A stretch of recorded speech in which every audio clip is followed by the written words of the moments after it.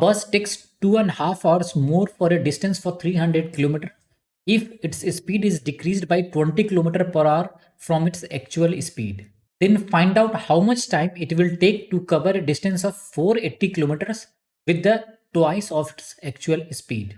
यहाँ पे एक छोटा सा टेक्निक है, छोटा सा ट्विस्ट है क्वेश्चन में, जिसको अगर आप समझ पा रहे हो तो ये question with in second solve कर लोगे आप।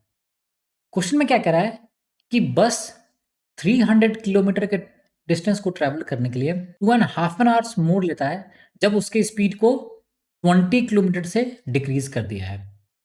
सो मान लो ये 2 पॉइंट है, लेट से ये है आपका ए और बी, ठीक है। इन दोनों के बीच में कितने का डिस्टेंस है? 300 किलोमीटर का डिस्टेंस है, ठीक है। अगर स्पीड में 20 की कमी कर दिया है, -20 कर दिया है, तो टाइम कितने से इंक्रीज हो जा रहा है? वो हो जा रहा है 2.5 आवर्स से। तो अगर हम जर्नी को 300 के बदले 600 के जर्नी में अगर क्वेश्चन को सॉल्व करें तो भी क्वेश्चन में कोई प्रॉब्लम नहीं होगा। तो मान लो ये जर्नी है आपका 600 किलोमीटर का, ये क्लियर है, और पॉइंट है अब ए और बी, इस दोनों के बीच में 600 किलोमीटर का डिस्टेंस है। सो अगर 300 किलोमीटर में 2.5 आवर का इंक्रीज था टाइम में, तो 600 में कितने का इंक्रीज होगा? आपने डिस्टेंस को 2 टाइम्स मल्टीप्लाई कर दिया है, तो ऑफकोर्स टाइम का भी जो डिफरेंस होगा वो कितना होगा? तो वो 5 आवर्स का डिफरेंस होगा। ये क्लियर है? नाउ आपको पता है कि स्पीड इनटू टाइम ये किसके इक्वल होता है?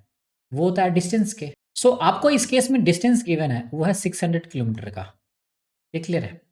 तो सिंपल तरीके से आप दो फ्रैक्शन में इसको कैसे ब्रेक कर सकते हो? सबसे सिंपल वे में तो स्पीड को 60 रखोगे और टाइम को रखोगे 10। अगर आपसे पूछ रहा है 20 का डिफरेंस था, क्वेश्चन के हिसाब से भी तो आपको सोचना होगा। तो अगर मान लो 40 का स्पीड है तो टाइम कितना लगेगा? ऑफ कोर्स यहाँ पे 15 लगेगा, तभी तो दोनों का प्रोडक्ट 600 किलोमीटर आएगा। इन दोनों में डिफरेंस कितना है? 20 का। इन दोनों में गैप कितना है? 5 का। और वही हमारे क्वेश्चन का क्या था? डिमांड था। तो ओरिजिनल स्पीड आपको कितना मिल गया? स्पीड मिल गया 60। सो क्वेश्चन में क्या कह रहा है कि how much time it will take to cover a distance of 480 kilometre with twice of its actual speed. तो न्यू स्पीड कितना हो जाएगा? 120। तो टाइम कितना लगेगा? सिंपली 480 डिवाइडेड बाई 120, तो ये आएगा 4 और आवर्स में होगा टाइम। सो हमारा आंसर क्या होगा? Option number B.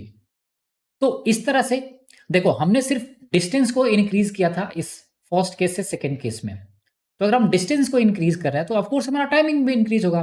तो हम क्वेश्चन को डिस्टेंस में 300 के लिए सॉल्व करें या 600 के लिए सॉल्व करें, बात तो इक्वल ही है। So thanks for watching the video.